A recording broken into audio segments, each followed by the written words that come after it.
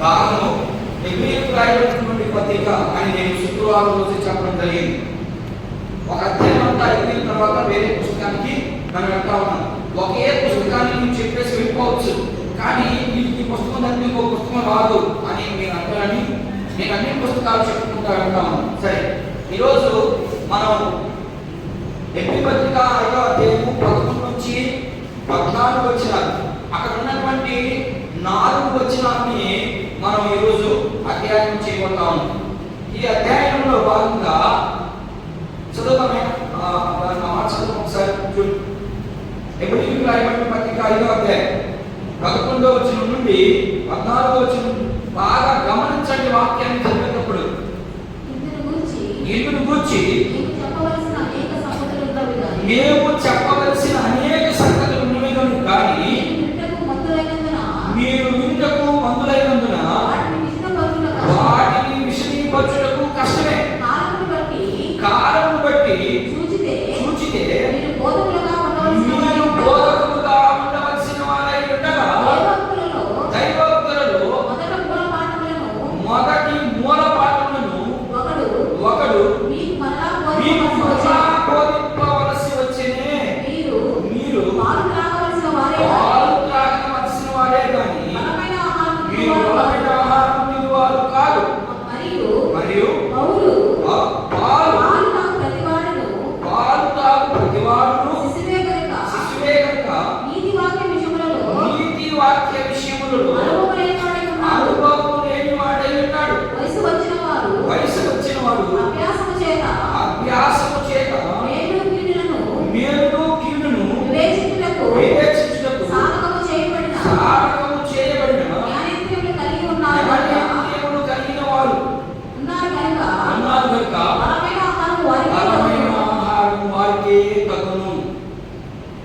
ఇక్కడ రాయబడినటువంటి మాట ఏంటంటే,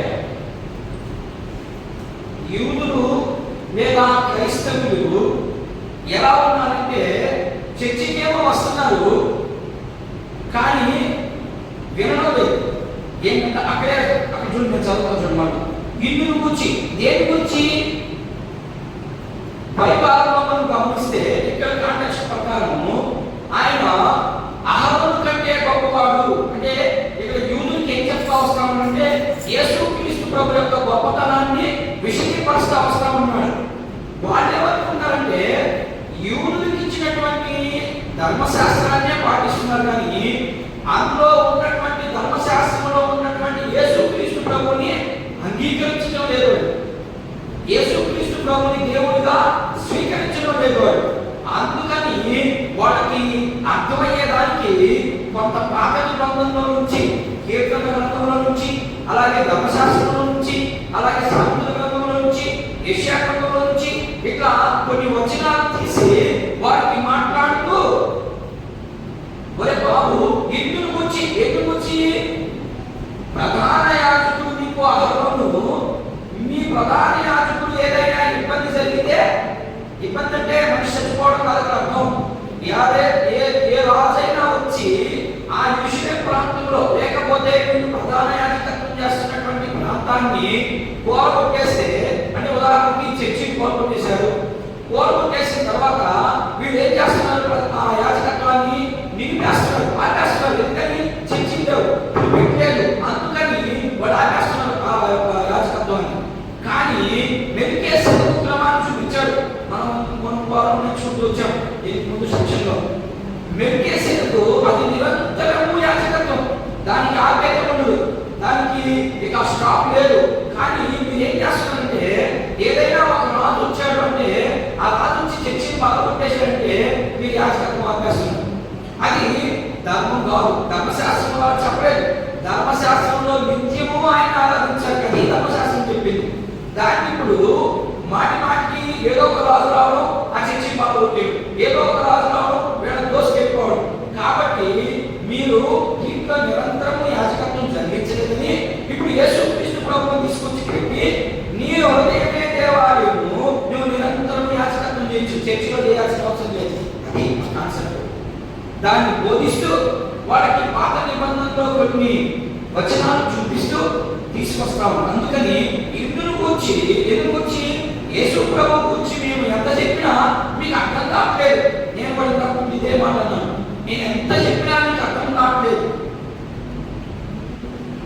కారణం ఏంటంటే ఏంటమ్మా 11వ చదువు కారణం ఏంటో చూడు, అక్కడ రాశాను. చదువు 11వ చదువు. ఇందులో వచ్చిన చెప్పవలసింది ఏమనగా అనేక సంగతులు ఉన్నవి కానీ ఏంటమ్మా మీరు వినట లేదు. అంటే మందులు అంటే మీరు వినడం లేదు. చర్చకి వచ్చి కూర్చుంటున్నారు కానీ మాట మీరు వినడం లేదు. అది అక్కడ పాయింట్. వినకపోవడం వల్ల వచ్చే కారణాలు రెండు. అది ఇక్కడ రాశారు. వినకపోవడమే కారణం. ఏంటి కారణం అంటే చెప్పేది క్షుణ్ణంగా వినాలి. చదివినంత మాత్రం నీకేం అర్థం కాదు. ముందు వినడం, ఆ తర్వాత చదివితే అప్పుడు నీకు బాగా అర్థం. అందుకని నేను ఎన్నో విషయాలు చెప్తున్నాను. ఎవరి గురించి? యేసుక్రీస్తు ప్రభు గురించి. మీరేమనుకున్నారు? ఎంతసేపు ధర్మశాస్త్రం ధర్మశాస్త్రం ధర్మశాస్త్రం. లేదు, అసలు ధర్మశాస్త్రమే ఆయన వాళ్ళకి అర్థం చేయడానికి ఇలా మాట్లాడుతూ మీరు అలా ఉండడానికి ఎలా మీలాగా మనలాగా మీలాగా అనకూడదు, మనలాగా మనం వింటున్నాం కానీ దాన్ని అభివృద్ధి చేసుకోలేకపోతున్నాం. అభివృద్ధి చేసుకోలేకపోవడానికి కారణము, మొదటి కారణము వినడమే. వింటున్నా కానీ మందులై ఉన్నారు. అంటే మీ హృదయం ఎక్కడెక్కడో ఉంటుంది. అది నా భావన. మీరు వింటున్నా కానీ సరిగా వినడం లేదు. వినకపోవడం వల్ల వచ్చే నష్టాలు ఏంటి అంటే దానివల్ల నష్టం లేదా దుష్ఫలితాలు. 12-14 వచ్చిన రాస్తాడు. ఆత్మీయంగా ఎదగం ఎప్పుడు వినకపోతే మనము బోధించే స్థాయికి సంవత్సరాలు గడిచిపోతా ఉన్నాయి. కానీ మనకు యేసు ప్రభు గురించి సరైనటువంటి అవగాహన లేదు. అంటే ఇందులో ఇంకొక కారణం ఉంది.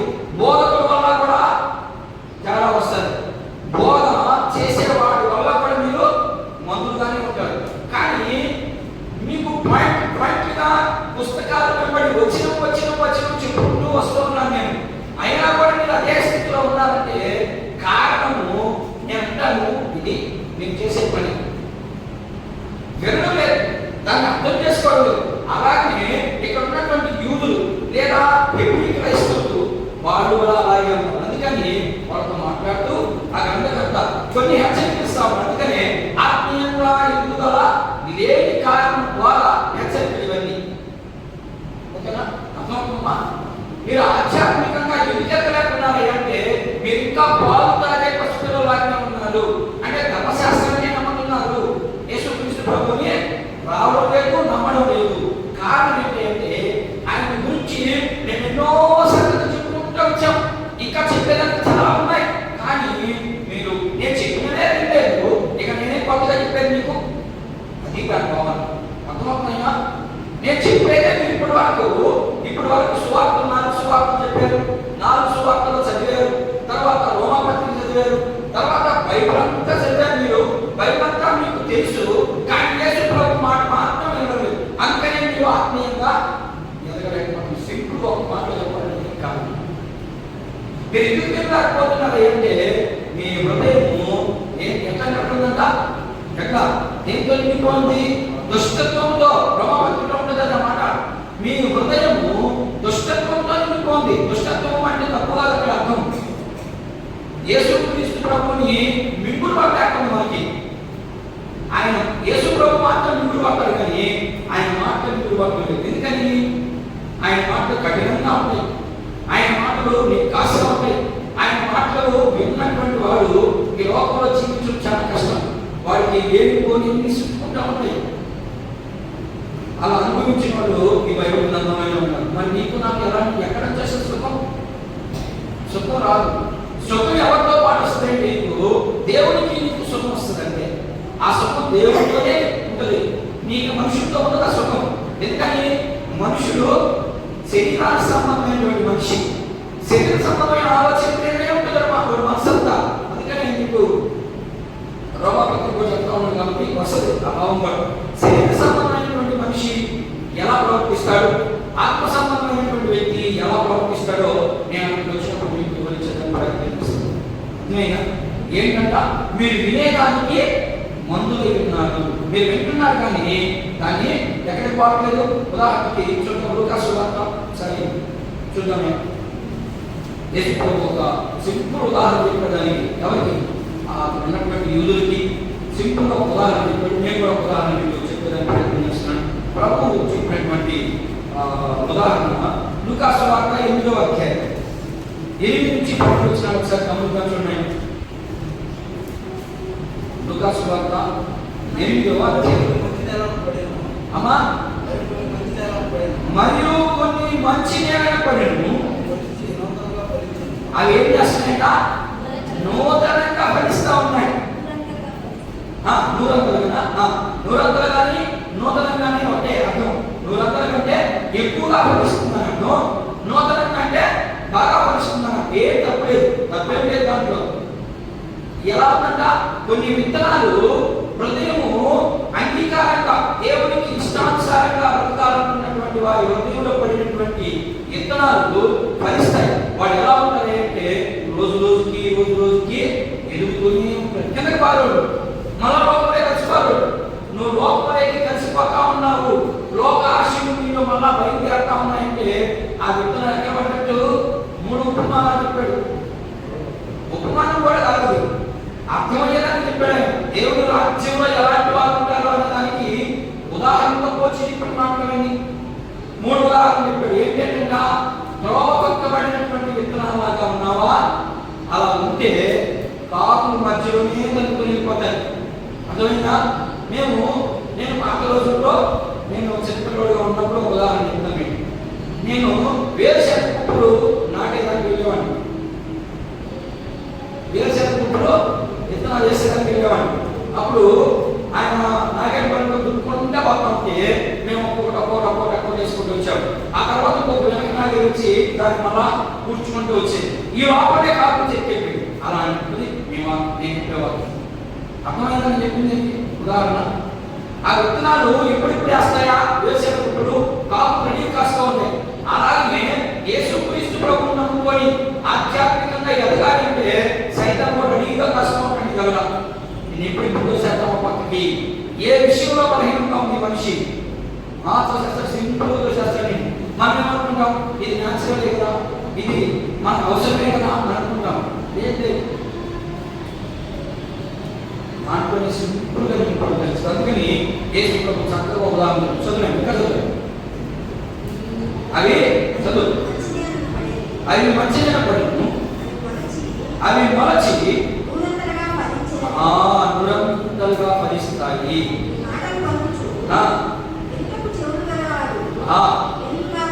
ఎందుకన్నా మాట అమ్మా, యేసుక్రీస్తు ప్రభువు బోధిస్తూ వెంటనే మాట అనేసి చివరిలో మన పెద్దగా చిన్నది చెప్పడు కదా. ఆయన గంభీరంగా మాట్లాడను. మనం ఏమని మాట్లాడాడు, చెవి గలవాడు వినుడు కాకంటే వాడు చెవులు లేవా ఉన్నాయి. కానీ ఆత్మీయంగా ఇంకా 10వ అధ్యాయం మనం వస్తాం, చూద్దాం. అక్కడ నాకు ఒక చెవిని అమర్చితివి అంటాడు ఆయన యేసు ప్రభు. ఏంటి ఆ చెవి అంటే వినడమే. యేసు ప్రభు స్వయంగా మాట్లాడతాడు, ప్రభువా నీ మాటలు వినేదాన్ని నాకు ఒక చెవిని అనుగ్రహించితివి అంటాడు. చెవిని పెట్టాడు అంటే వినడానికే. అందుకనే యేసు ప్రభు ఏం చెప్తున్నాడంటే, మీరు చెవి కలవారు వినుగా. కానీ పెద్దగా మాట్లాడారు, చిన్నగా మాట్లాడలేదు. అలాగే మనం ఎలా ఉన్నాం, ఆధ్యాత్మికమైనటువంటి జీవితంలో మన జీవితం ఎలా ఉంది? పాలు తాగే ప్రాయంలోనే ఉన్నామా? ఎన్ని చెప్పినా ఉంటానే ఉన్నాం, కానీ మనలో ఎదుగుదల లేదు. దానికి కారణం ఏంటంటే మొదటి కారణము వినకపోవడమే. వినకపోవడం వల్ల వచ్చే నష్టం నేను చాలా వచ్చినా రాశాను. మీకు అవి నేను చెప్పేస్తాను, ఒకసారి ఇంటికి వెళ్ళినా చదువుకునే చూద్దాం. మత్తయి సువార్త 19వ అధ్యాయం 13వ అధ్యాయం కరెక్ట్గా తీసి మనకి తీసుకుని చదవండి, గొప్పగా చదవండి. కొన్ని విషయాలు నేను చూపిస్తాను. వినకపోవడం వల్ల వచ్చే నష్టాలు ఏమిటో నేను మమ్మల్ని ఇస్తాను. వచ్చే నష్టం ఏంటో చూపిస్తాను. వినకపోవడానికి కారణం ఏంటి చదవండి. మత్తయి సువార్త 13వ అధ్యాయం కింద వచ్చింది.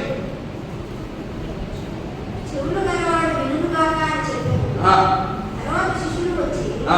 నీవు ఉపమాన రీతిగా ఎందుకు వారితో మాట్లాడుతున్నావని ఆయనను అడగగా ఆయన వారితో ఇట్లా పరలోక రాజ్య మర్మములు ఎరుగుట నీకు అనుగ్రహింపబడి ఉన్నది కానీ వారికి అనుగ్రహింపబడలేదు. చాలు, ఎందుకు చదువుకున్నాను అది ఏం చెప్తున్నాడంటే మీకు మాత్రమే తెలుసు. ఎవరికి? నేను ఇద్దరు గురించి మాట్లాడుతున్నాడు అక్కడ. ఏ మనసులైన మాట మీరు బాగా ఆలోచించిన మాటని. తర్వాత శిష్యులు వచ్చి నీవు ఉదాహరణ రూపంగా ఎందుకు మాట్లాడుతున్నావు? వారిని ఎవరు అడిగాడు? ఇప్పుడు శిష్యులు ఉన్నారు అక్కడ, ఇంకా వేరే ప్రజలు కూడా ఉన్నారని అర్థం. వేరే ప్రజలు అంటే ఇశ్రాయేలు కూడా ఉన్నారని అర్థం. వాళ్ళిద్దరికి మాట్లాడుతున్నారు. వాళ్ళు ఎందుకు అలా ఉదాహరణ రూపంలో ఎందుకు మాట్లాడుతున్నావు అసలు అన్నప్పుడు యేసు ప్రభు జవాబిస్తా ఉన్నాడు వాళ్ళకి. ఎవరికి? శిష్యులకి. ఏమిటా జవాబు అంటే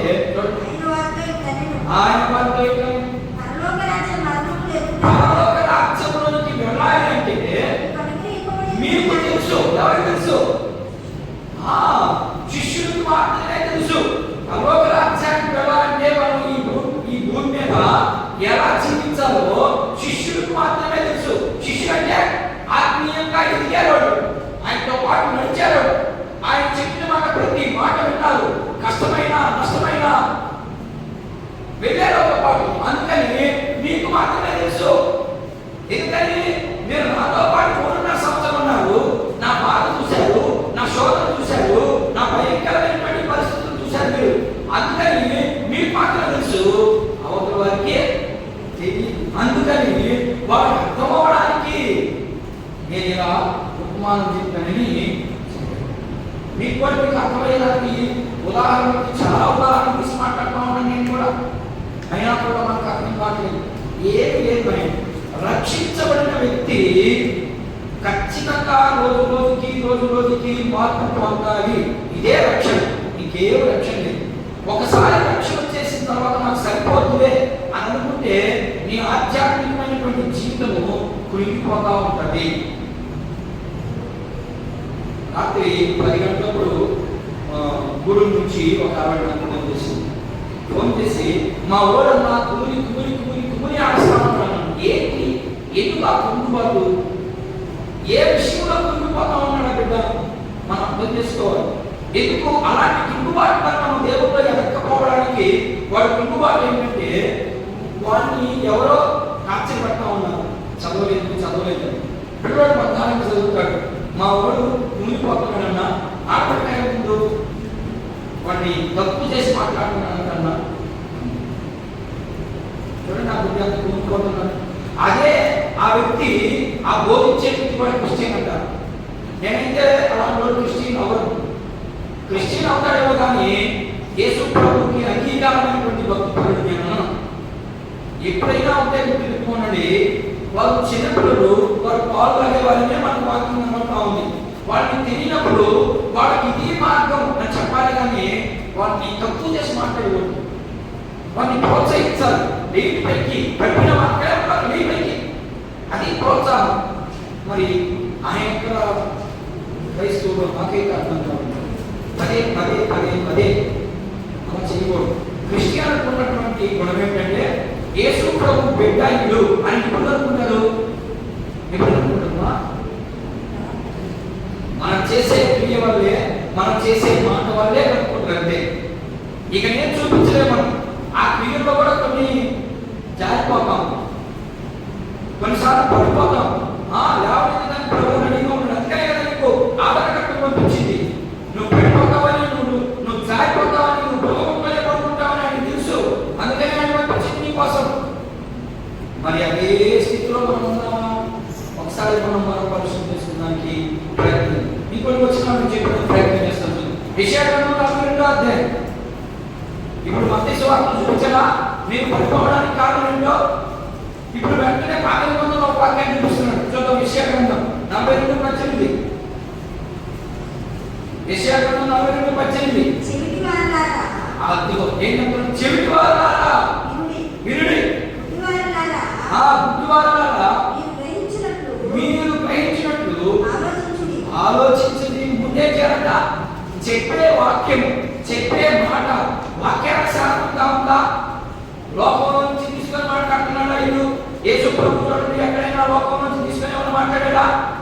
మాత్రమే లేదు, ఆయన తీసుకున్నదంతా ఉపమానాలు ఈ ప్రకృతి సంబంధమైనటువంటి ఉపమానాలు తీసుకున్నాడు.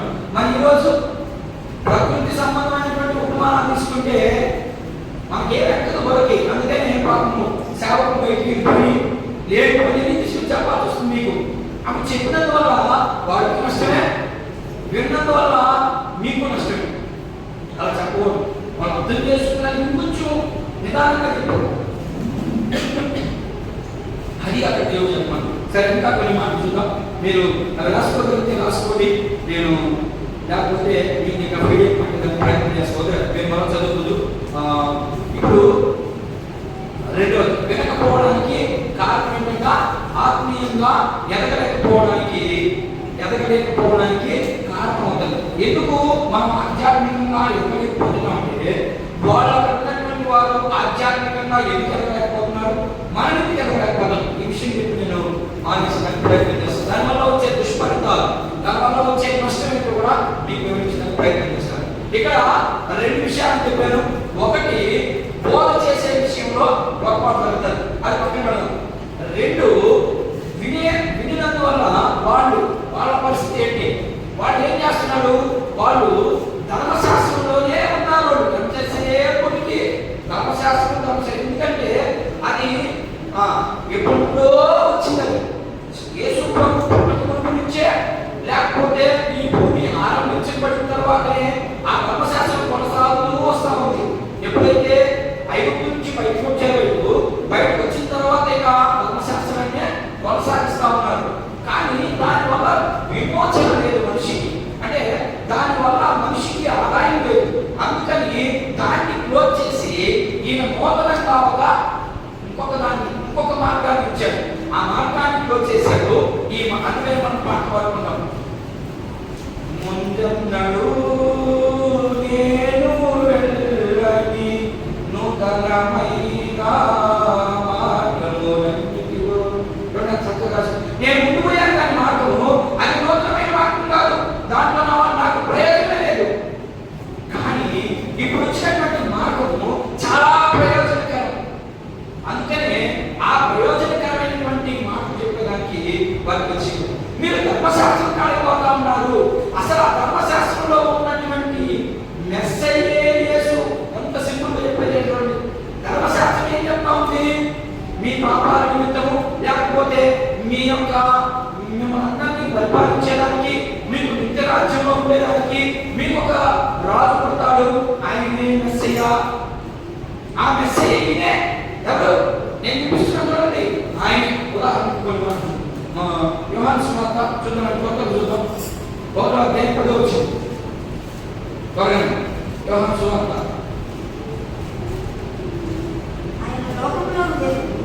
ఎవరంట చెప్తున్నాడు. ఆయనకి ఏం చెప్తున్నాడు? ఇదిగో బాబు, ఇదిగో యోహాను సువార్తలో భక్తుడైనటువంటి యోహానే చెప్తున్నాడు. ఏమని? ఆయన లోకములో లోకము ఆయనే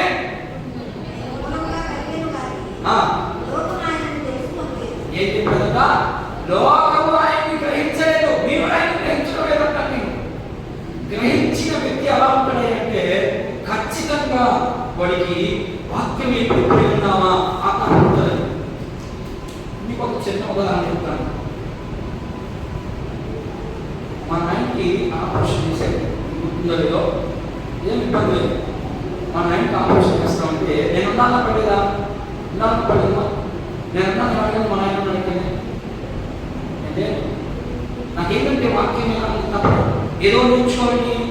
ఎందుకని దేవుడు చెప్పాడు, నువ్వు నా పని నేను పని చేస్తాను అంటాడు. మా నాయన కలిసి నేను ఇప్పుడే బయటపడేసి వెళ్ళిపోయినప్పుడు సాయంకాలం వెళ్ళాను. అది అలా ఉంటుంది. దేని మీద పోదమ్మా, ఇది ఆత్మ దేని మీద పోదు. ఎంతసేపు వాక్యము దేవుడు, వాక్యము దేవుడు. ఏంటి వాక్యంలో ఉన్న కొత్తదనం? మరి అలా ఉందా మన పరిస్థితి? వాళ్ళకి తెలుస్తుంది ఏడన్నా దేవుడు అనేస్తాం సింపుల్గా మనం. అవునా? అంతే. మన ఇంట్లో ఏదైనా ఒకవేళ ఈ సంవత్సరం వరి బాగా పండేదనుకో ఏడన్నా దేవుడు అంటాం. అంతేకమ్మా. ఒకవేళ మన కూతురు ఏదో ఫెయిల్ అయిపోయిందనుకో ఏడన్నా దేవుడు. నేను ఇంత చేశాను దేవుడికి, ఏంటి నాకు పక్షాన్ని దేవుడు అంటే కూతురు పాస్ అవ్వాలి, ఒడ్డు బాగా పడాలి, అప్పుడే దేవుడు లేదా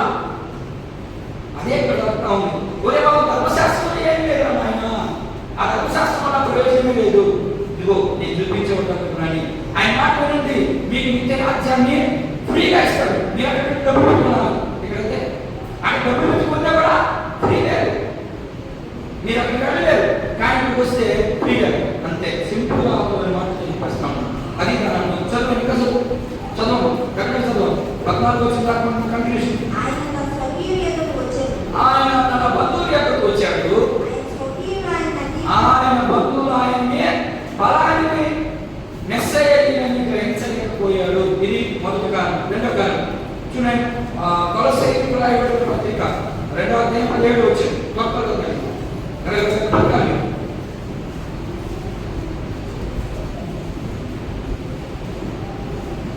కొలస్సీయులకు రాయబడిన పత్రిక 2వ అధ్యాయం 17 వచ్చింది. ఇది రాబో వాటి ఏది ఏది ఇది రాబో వాటి ఛాయే కానీ అన్నాడు. ఏది ఇది అన్నాడు. ఇక్కడ పాయింట్ పెట్టారు. ఇది అర్థం ధర్మశాస్త్రం. ఇది రాబో వాటిని చూపిస్తుందా బాబు, మీరు అర్థం చేసుకోండి. మీరేం చేస్తున్నారు? ఇదే బాబు స్థిరం అని అనుకుంటున్నారు. ఇది కాదు, ఇది జస్ట్ ఊరికే మార్గం. అది అంతే. ఇది ఛాయ అంటే ముందు చూపించేదాన్ని అర్థం. అందుకని ఇది ఛాయే, ఇది నిజం కాదు, ఇది ఛాయే. నిజమైనటువంటి వ్యక్తి ఎవరు అంటే ఆయన యేసుక్రీస్తు ప్రభు అని రెండో విషయంలో తెలియవచ్చు. పత్రిక 1వ అధ్యాయం 1-16. హెబ్రీయులకు రాయబడిన పత్రిక 1వ అధ్యాయం హెబ్రీయులకు రాయబడిన పత్రిక 10వ అధ్యాయం 1-16.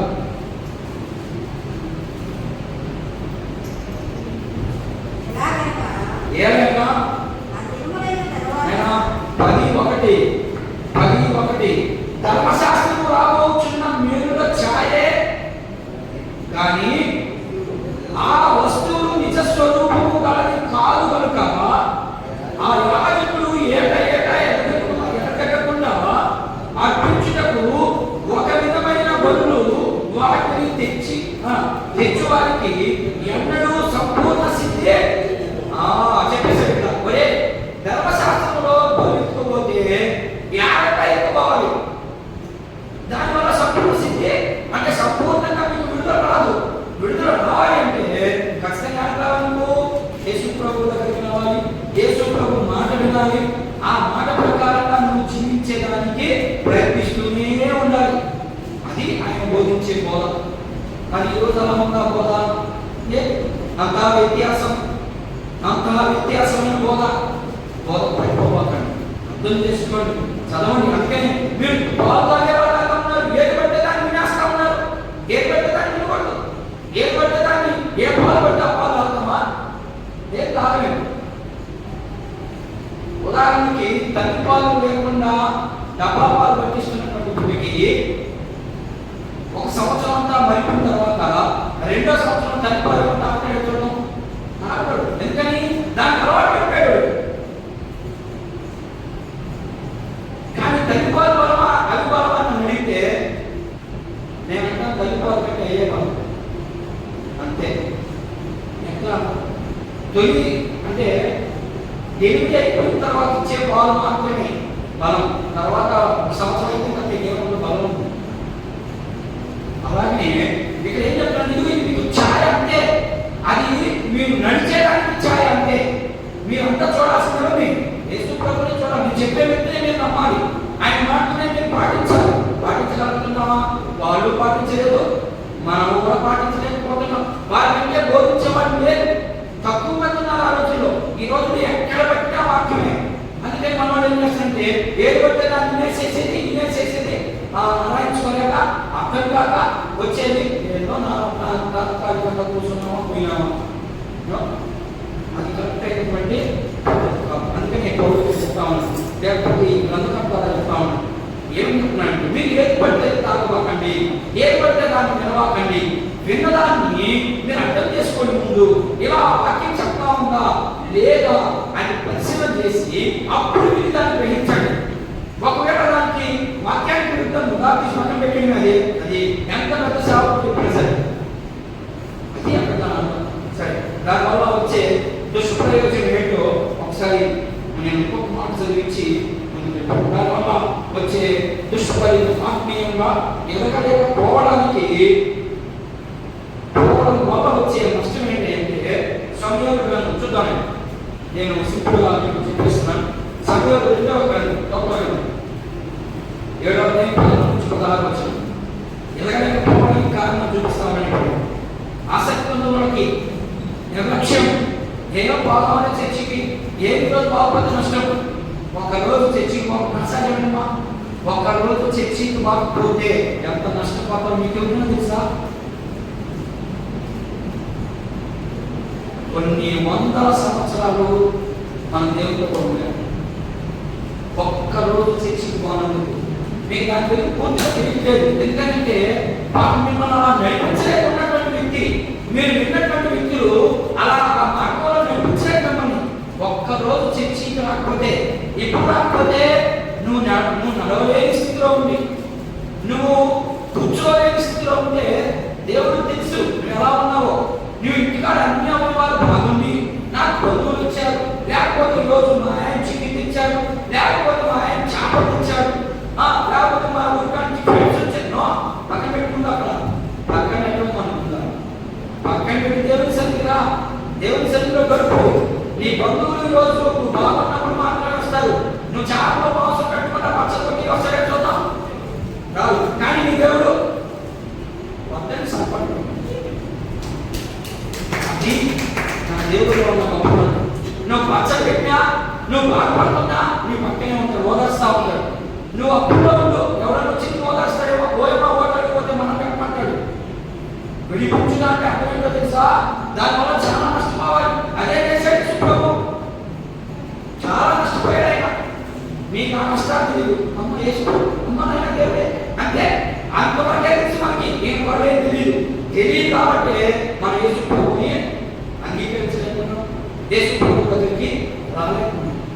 ఎందుకంటే వినకపోవడమే కాదు, అన్నిటికంటే మెయిన్ వినకపోవడమే కాదు. ఆ వినకపోవడం వల్ల ఆధ్యాత్మికంగా ఎక్కలేవు. వినకపోకపోగా దానివల్ల నువ్వు చేసే కార్యాలు ఎలా ఉన్నాయంటే భయంకరమైనటువంటి దుష్ట కార్యాలకు నీ మనసు ప్రేరేపిస్తుంది. జాగ్రత్తగా ఉండాలి. చదువు సమయంలో గ్రంథం 7వ అధ్యాయం 13-16 వచనం. డాక్టర్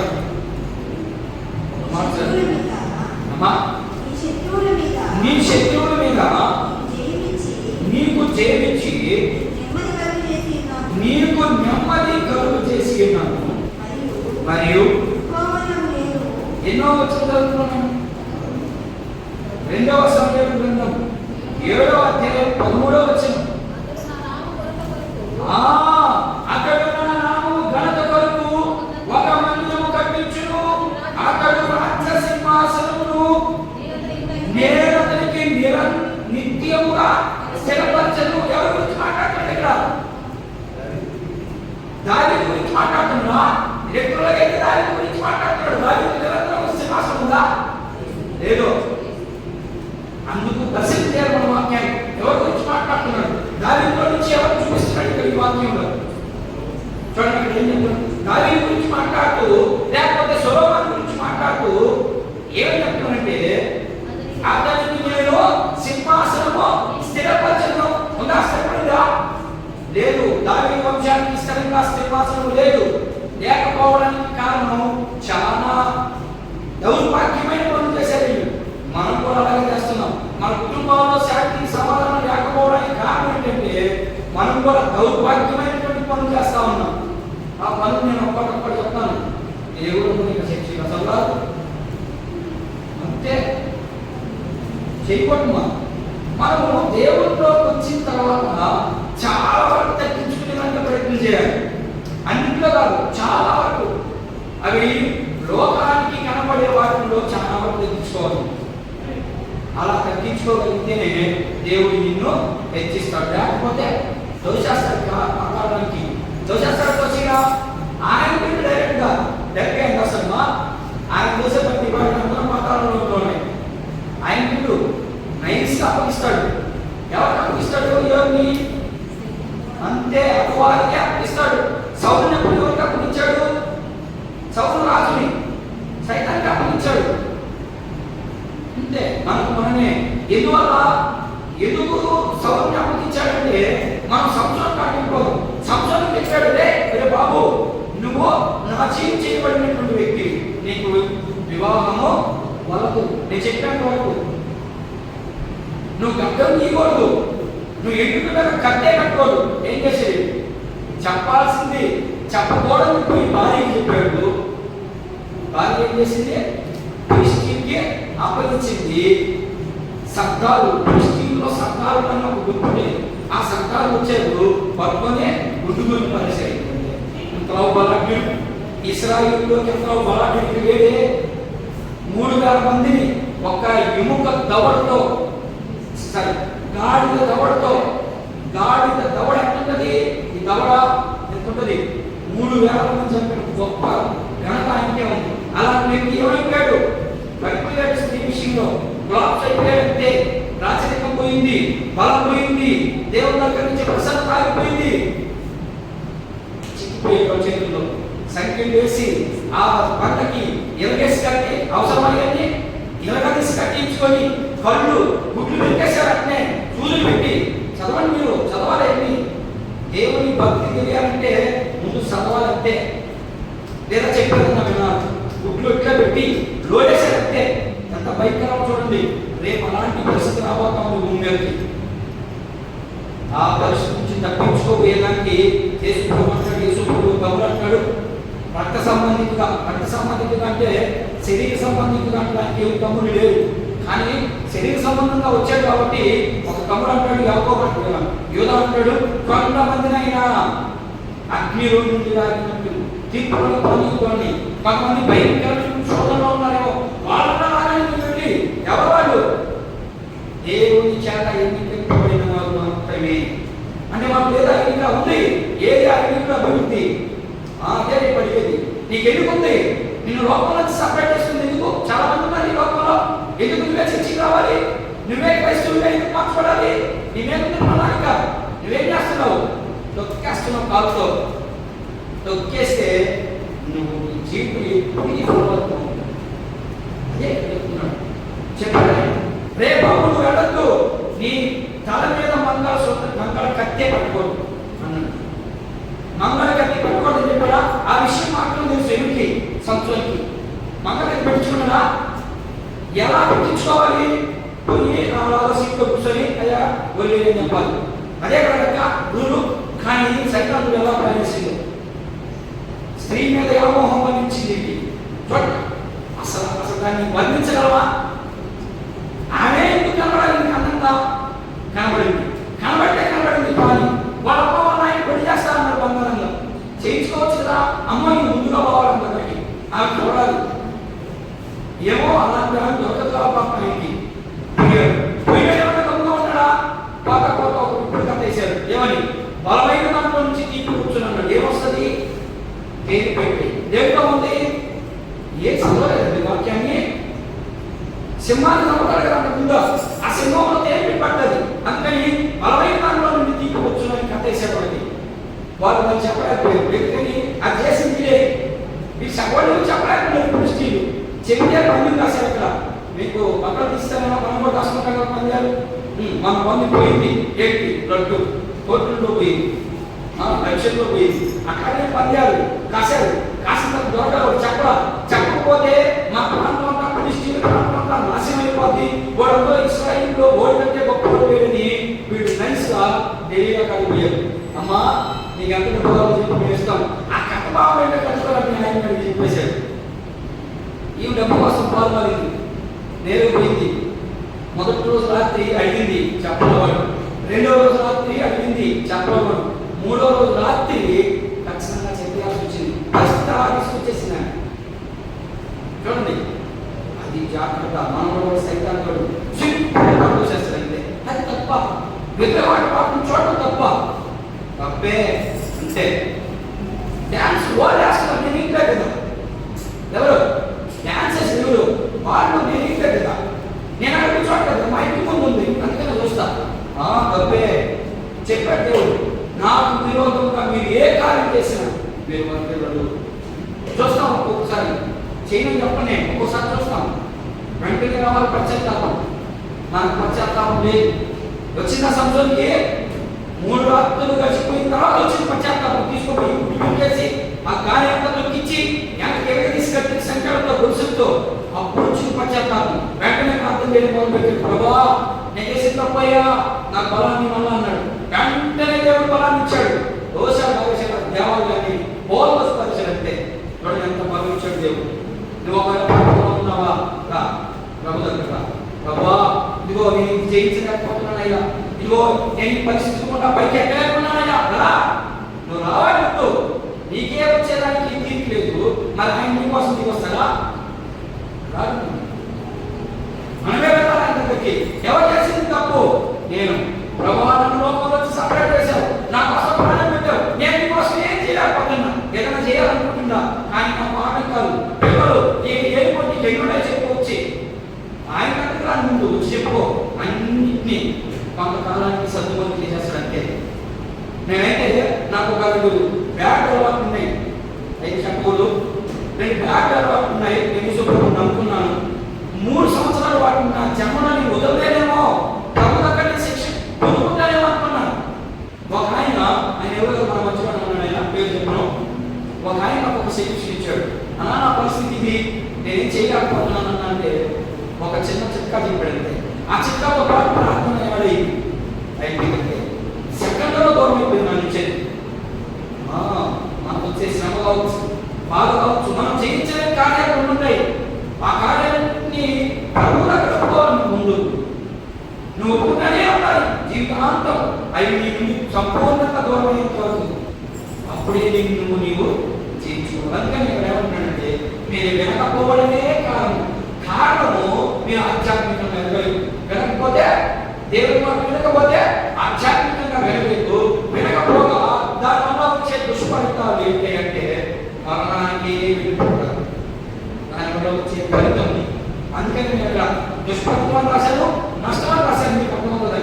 ఆ నష్టము మీరు జన్మలో ఆ నష్టాన్ని పోడ్చదు, సరిచేయలేదు. అలాంటి నష్టాన్ని పొందాలని దేవుని వాక్యం. అందుకని ఇక్కడ సమూయేలు గ్రంథంలో స్థిరపరచని దేవుడు చెప్పాడు ఏమని, నీ సింహాసనం మీద స్థిరపరిచే రాజుని పంపిస్తానన్నాడు.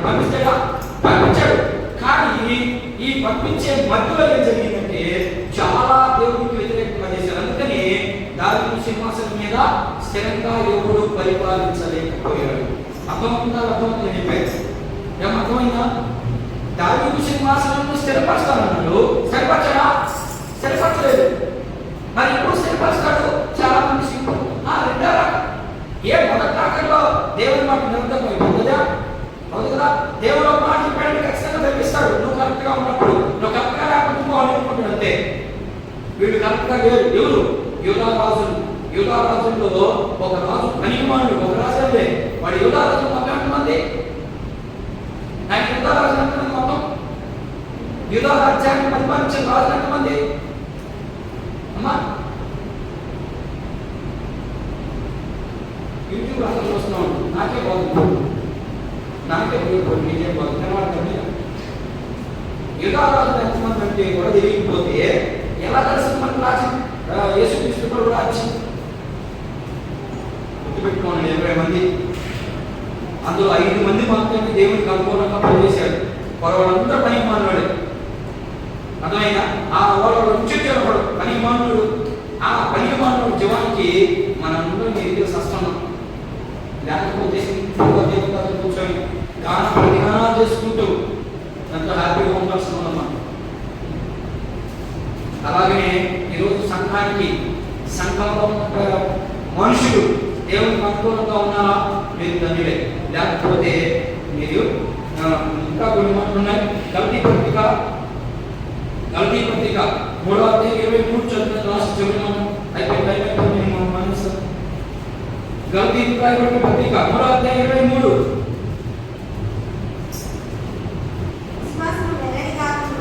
ఏంటన్నా? విశ్వాసము వెల్లడి కాదు అంటే ఇప్పుడు ఎవరైంది? యేసు ప్రభు వచ్చిన తర్వాత విశ్వాసం వచ్చింది బయటికి. అంతకుముందు విశ్వాసం లేదా? ఏమన్నా సరిగ్గా విశ్వాసం అనేది ఎప్పుడు వచ్చింది? యేసు ప్రభు వచ్చిన తర్వాత వచ్చిందా? యేసు ప్రభు కంటే ముందుందా? యేసు ప్రభు తర్వాత వచ్చిందా? యేసు ప్రభు కంటే ముందు వచ్చిందా? చెప్పాలి. యేసు ప్రభు కంటే ముందే ఉంది. ఎక్కడ ఉంది? అబ్రహాము దేవుని నమ్మిను అంటే ఆ విశ్వాసం రాకముందు, అంటే అబ్రహాము కంటే ముందున్న కాలం గురించి మాట్లాడుతున్నారు. చదువు. విశ్వాసము వెల్లడి కాకముందు ఏందమ్మా? ఇక ముందు బయలుపరచబడబోవు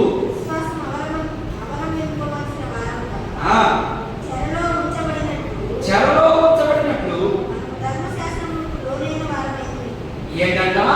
మీరు ఇంకా ధర్మశాస్త్రానికి ఇవ్వబడుతున్నారు. అది వద్దు. దాన్ని దేంతో పోచాడు?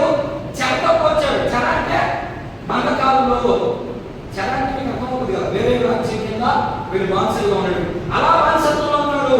మీకు ఇప్పుడు బానిసత్వం లేదు, ఫ్రీ.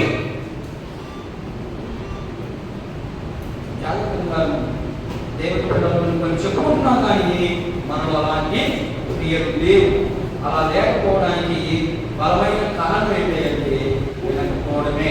పెట్టరా వినగలిగే వారందరూ కూడా ఇప్పుడు దాకా విన్నారో వినలేదు నాకే తెలియదు. వినగలిగే వారందరూ కూడా నాతో పాటు మోకరించి ప్రార్థన చేసిన సిద్ధపడి, నాతో పాటు మోకరించి ప్రార్థన చేసిన సిద్ధపడి